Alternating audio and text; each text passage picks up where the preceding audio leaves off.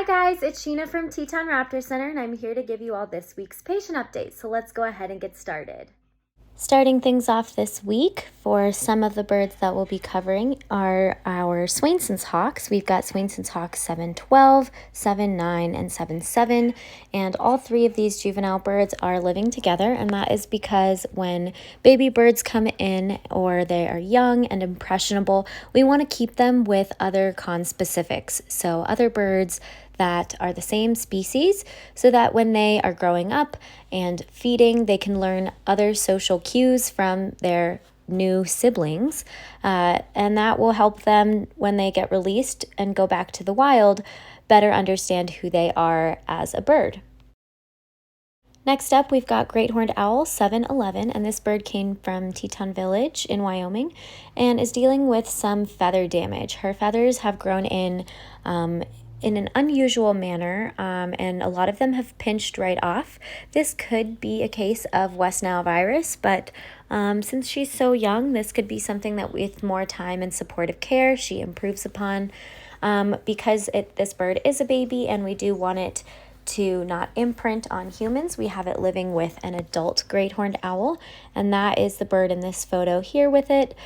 This adult great horned is from LaBarge, Wyoming, and is dealing with a fractured ulna and trauma to both of her eyes.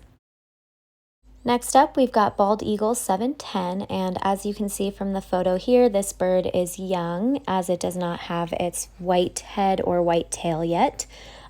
This bird still is a bald eagle, though. They are commonly confused with golden eagles, since those bald eagles can reach full size once they're just about 2 months old, but they don't get that white head and tail until they're 5.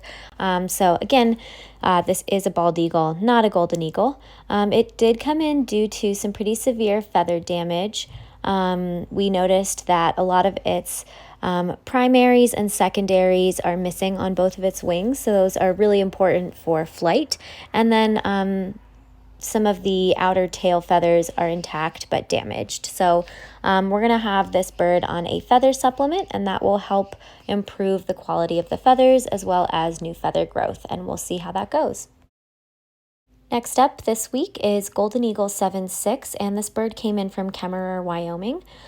This bird is dealing with some eye trauma to both of its eyes, soft tissue damage on its wrist, foot, and knee.